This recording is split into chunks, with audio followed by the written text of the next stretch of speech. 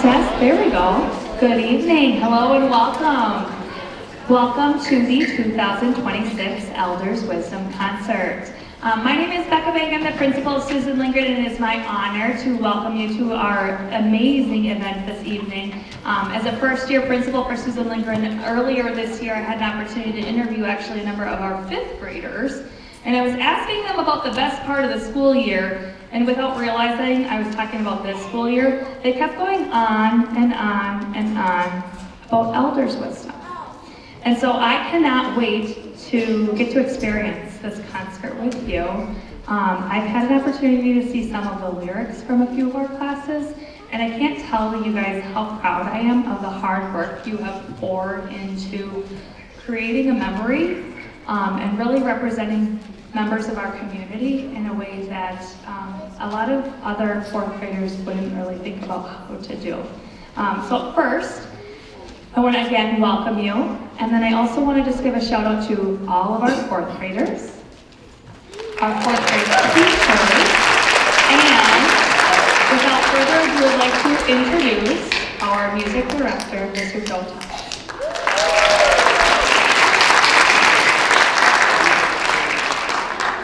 Good evening. My name is Joe Thomas, and we would like to welcome you to Susan Lindgren's Elder Wisdom Children's Song. We started this project in mid-February by researching the term elder. Students described elders as loving, the heart of the community, and deserving of honor and respect. Tonight we honor these three elders for their wisdom, guidance, hard work, and love for the younger generation. I would encourage all of you to think of an elder that's important to you. Reflect on an elder who has made a positive impact on your life. Please take this moment of silence to just reflect, call them to memory and to your heart.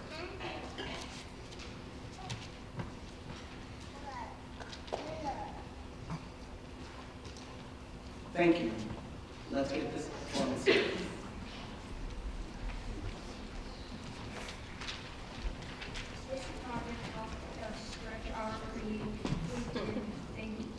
Thinking skills. We analyzed their stories to find themes. These themes became the verses of the songs. We used their words of wisdom to create the refrains.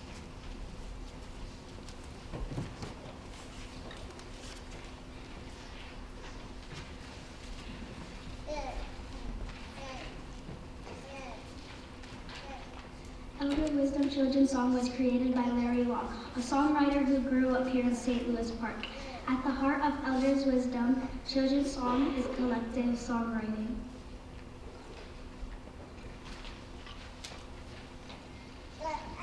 As students, we had the opportunity to learn the history of four special people. Tonight, we are excited to honor our elders through song.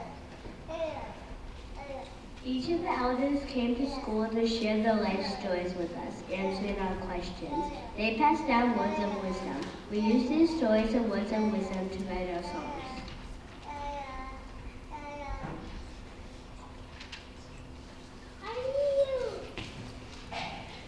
Throughout the process, we collaborated to be open to other perspectives. We worked together in our music class to create melody, rhythms, and lyrics for a song. Please welcome our first elder, Miss Susie.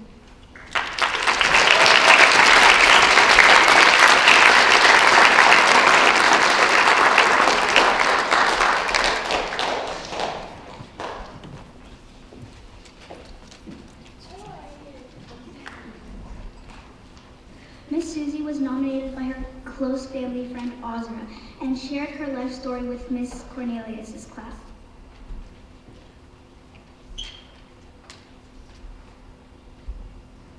Our next elder is Mr. Tom Jensen.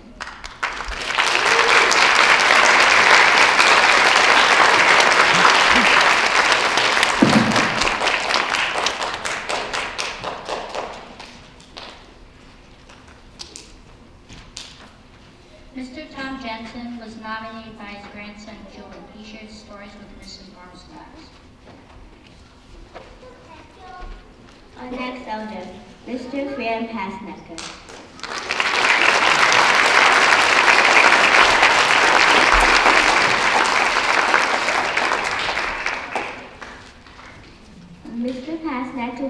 nominated by his granddaughter Scarlett and shared his life story with Mr. Johnson's class.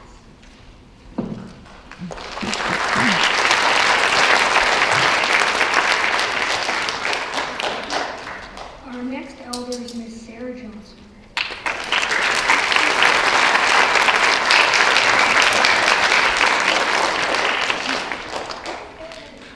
Miss Johnson was nominated by her daughter Addie and shared her life story with Miss Talon's class.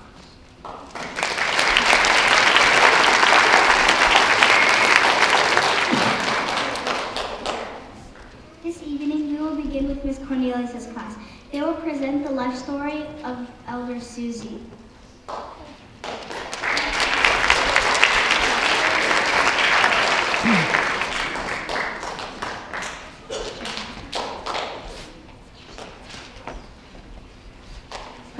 Hello, my name is Susan. I go by Susie now. That is my adopted name. When I was 5.5 years old, I was adopted and brought from Korea to the United States.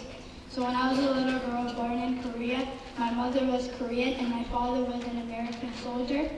In Korea back then, half white, half Korean child was not socially acceptable, so they started an adoption agency for kids that are half American and half Korean. I was born in 1964, but the reason why we had soldiers there was because South Korea is a country that we're allied with. So we have soldiers primarily stationed in Korea to help them. My mom thought it would be better if I was adopted to the United States, which turned out to be a good thing for me. So when I was 5.5, I was put into an orphanage for kids just like me. I got adopted to a family here in Minneapolis, Minnesota. It was pretty scary. I did not speak the language, and I came over on. I came to the United States and I went to school just like this one, not knowing how to speak English. Everyone was really great. When people meet other people that do not speak their language, they feel the need to shout. I remember my new family, and I thought my adopted father was my real father. It was not until I learned a little math that I realized that could not be. They were so loving and sweet and provided me with a really good life. So I came here and I had a wonderful family, 2 older sisters, and I was the little baby of the family. I pretty much lived here the rest of my life. I went to Blake High School, and then I went to Drake University. I unfortunately did not finish college, and that was a big regret. Staying in school is my absolute biggest regret that I left before I graduated. I went to work for LA Fitness because I like working out a lot. I was working at LA Fitness when Azra's mom came in for an interview for a job. We became friends and I was in the delivery room when Azra was born. They were very special to me. After LA Fitness, I did deliveries, and I did refrigerated deliveries. I did a lot of meat products in grocery stores. And that was a good thing because during COVID, I was considered an essential worker. I did deliveries until I retired. My words of wisdom are to you, you're never going to be 100% comfortable with other people until you start loving yourself. Be true to yourself, be good, and love each other. You are the only you, and we are all unique, but we are also the same.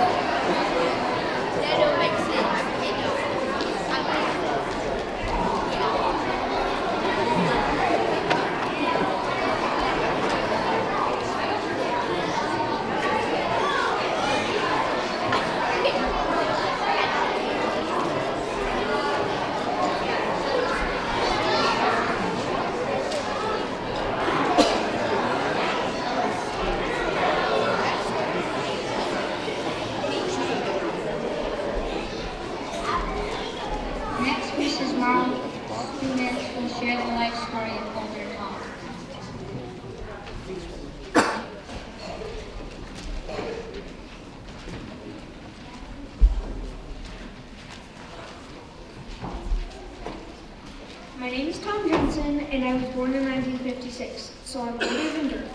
I was born and raised in South Dakota, born in Sioux Falls, South Dakota. I grew up in a really small town on the corner of South Dakota. There's probably more kids in the school than the town I grew up in. Okay, very small. 800 people, maybe something like that. I went to grade school, middle school, high school, and in high school I played football, basketball, golf, baseball. I was also in the band as a trombone player, and I was also in the choir. I was actually in 2 musicals, Oklahoma and Guys and Dolls. After I graduated, I ended up going to South Dakota State University.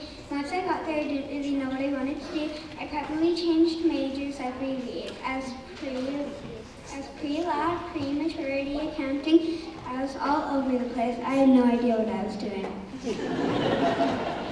I ended up getting hurt in basketball, so I ended up going to the training room where they treat injured people. I started getting a feel of what I wanted to do. I thought this is kind of a nice way, and if I can't play, I might as well take care of the athletes that are there. So finally I got a major in biology and a minor in chemistry. I applied to PG schools and it was hard because they didn't have any PG schools in the state. I did get in. I had 2 options. I could go to Oklahoma or I could go to Scholastica in Duluth. I picked St. Scholastica in Duluth because it was closer. PG schools are extremely challenging the first year. I got to see and treat some of the Minnesota Vikings when I was in this clinic. I was kind of hooked and I decided this is what I want to do. I also got married during PT school. I finally graduated and had to take an 8-hour test to pass the state boards. I started the sports medicine clinic in 1983. I have 4 kids, Megan, Aaron, Will, and Annie. I was diagnosed with cancer and I went through treatment. I've been cancer-free for 32 years. After 42 years, I retired. I saw NFL players, Major League Baseball players, and NHL players, and Olympic athletes. I was very fortunate and saw a lot of people. I retired and throughout this time I got son-in-laws, daughter-in-laws, and grandkids, and so my 4 kids, they're all married.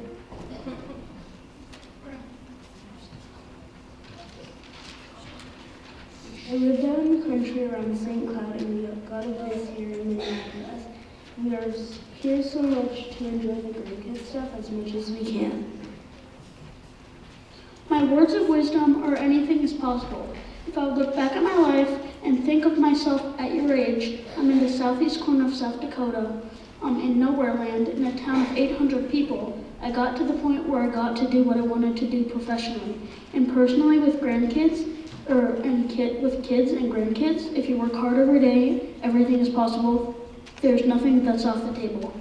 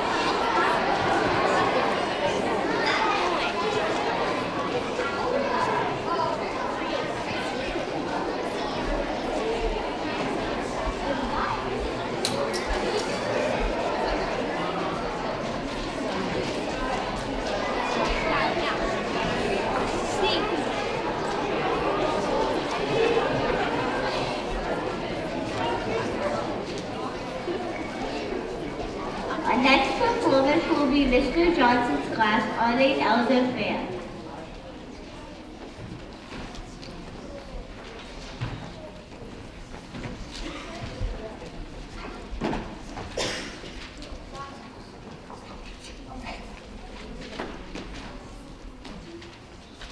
I am Fran. I am 82 years old, and I grew up in Wisconsin. Wausau is where I grew up. We had great fun in Wausau, and we would eat breakfast as fast as we could and get to the baseball park. I had a lot of fun being a part of Boy Scouts and did quite a bit of fishing in the river. We just really loved skiing in the winter. We could ski for the whole winter. In the 6th grade, they asked us to write an essay about becoming a priest. They asked me if I was interested in being a priest, so they convinced me to go to the seminary. Holy Cross Seminary was the name of the seminary. I became fluent in French and in Latin and in Greek. They sent me to Rome for that training. I wanted to have a family, so I left at that point and came back to the United States. I enrolled in Loyola University for its Master in Social Work. I worked in child protection. I became interested in the research in the area of helping the families and children. I had private practice as a psychologist working with children and families. I worked in mental health for 35 years or so. It was only a month and a half ago that I retired. My words of wisdom are read whenever you can. You know reading will give you a different life. People that read have a different life than people that don't read. And because it gives them a chance to experience a different experience than you might have. And I would encourage you to read as much as you can. It doesn't matter what you read. I would encourage you to work at something I've worked all my life to develop the ability to be patient, to be able to wait for things to occur.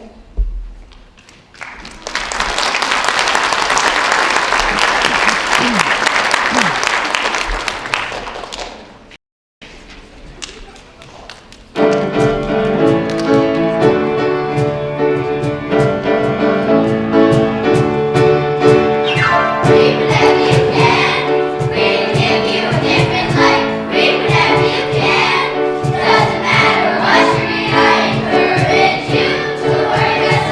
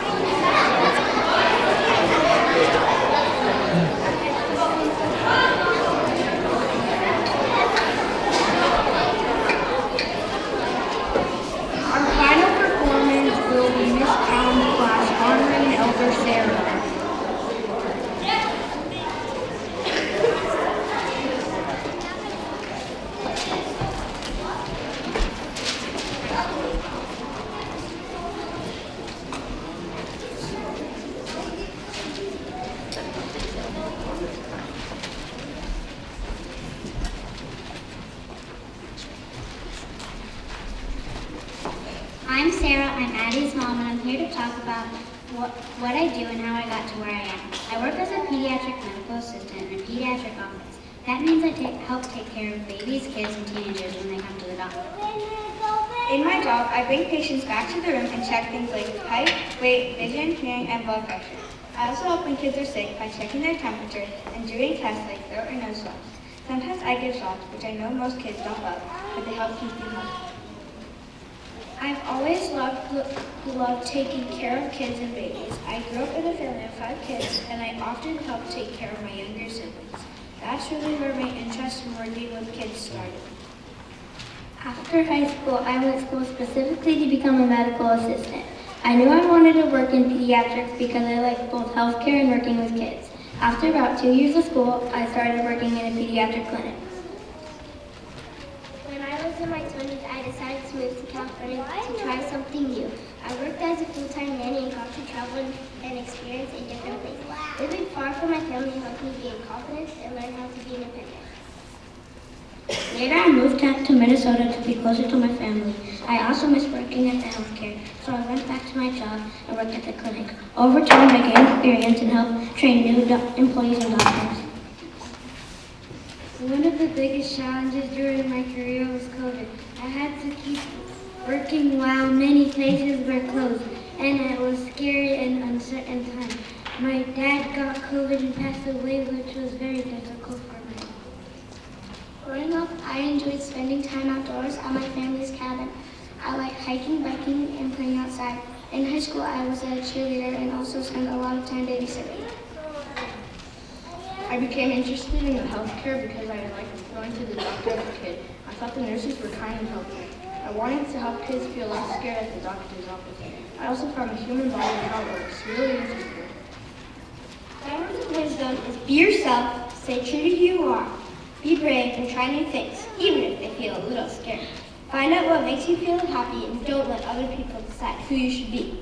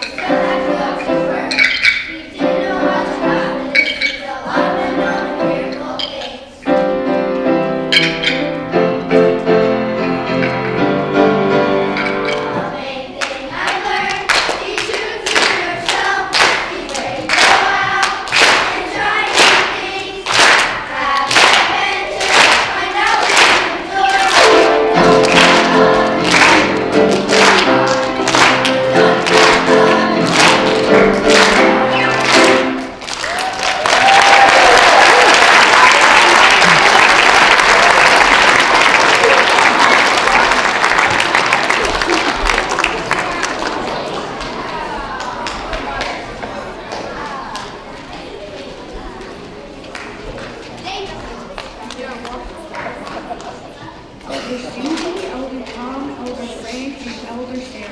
We are so grateful for your willingness to share your stories with us.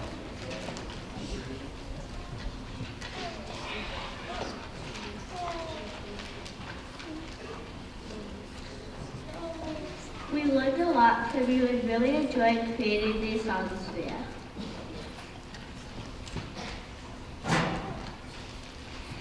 As we grow up, we will try to remember and follow your words of wisdom.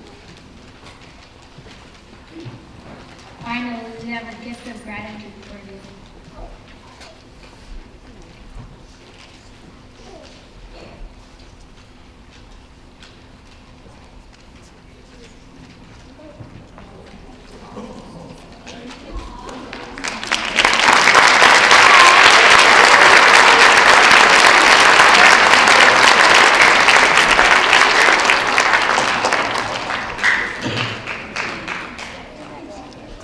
Before we end our performances, I would like to offer an opportunity for any of our elders if they would like to share anything with the community. The mic is yours if you would like it.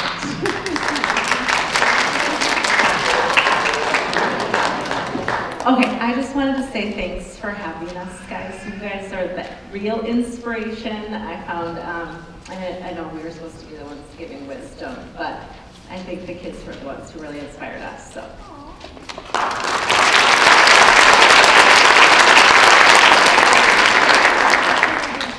think this is the kind of experience that every grandparent should have.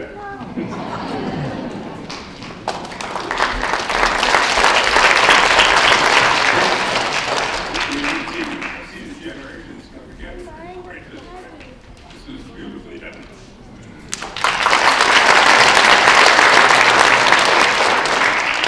When I first heard about this, I wasn't sure what I was going to get into, but when I got there, the kids were great, asked a lot of questions.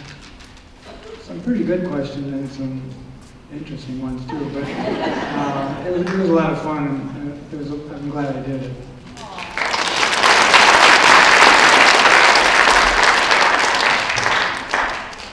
I had an absolute fantastic time with the kids that I got to meet with.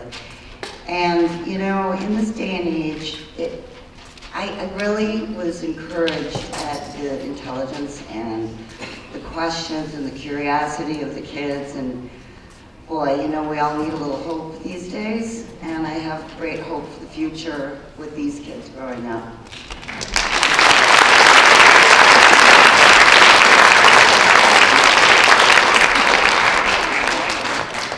As we close, I would like to thank the following people.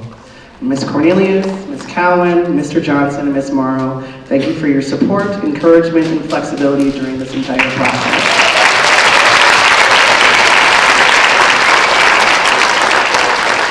I would also like to thank our principal, Becca Bang, who has been helpful in finding time for me to support and to collaborate with 4th grade. So thank you, Principal Bang.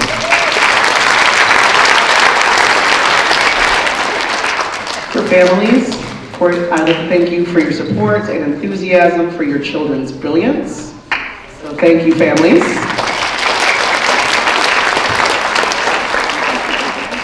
To my wonderful songwriting 4th graders for working so hard on this project.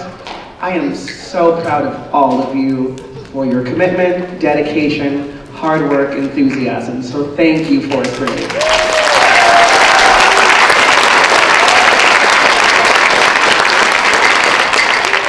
And finally, I would like to thank our elders. Thank you for your time, your stories, and your wisdom. Can we give a big round of applause to our elders, please?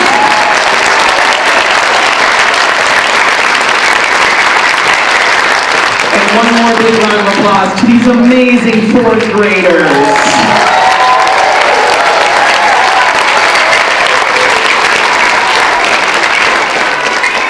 Thank you so much for coming today, and have yourself a wonderful evening.